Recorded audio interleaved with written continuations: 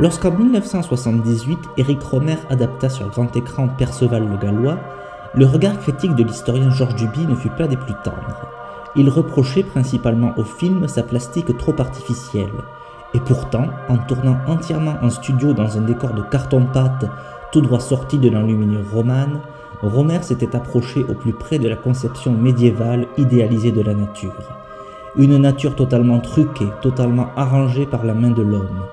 De vastes prairies bien vertes et bien tondues parsemées de petits arbrisseaux parfaitement taillés auxquels se succèdent de douces collines, tel est le cadre de vie rêvé pour un homme du XIIe siècle.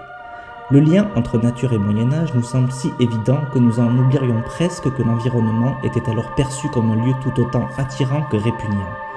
Le regard puéril et attendrissant que nous adoptons face à la vision d'une licorne ou d'une hypothétique excursion en forêt surprendait bien des esprits médiévaux qui ne voyaient en ces choses que menaces et férocité. Le grand souci environnemental médiéval reposait dans un climat tantôt fructueux et fécond, tantôt désastreux et indirectement meurtrier. Mais après tout, sur plus de 1000 ans, n'est-il pas naturel de voir surgir ça et là quelques arythmies atmosphériques ? Pour pallier à ces excès démographiques, le Moyen-Âge a su jouer aux alchimistes de la nature en transmutant le vent et l'eau en une énergie nourricière et génératrice de retombées économiques.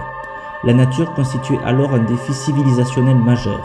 Entre l'abandon des aménagements territoriaux romains et la révolution industrielle, il n'y eut point de sorte d'éclipse du progrès, mais simplement l'adoption de nouveaux modes de conquête de l'espace. Des épopées paysannes aujourd'hui évaporées dont il ne subsiste plus qu'un témoignage toponymique.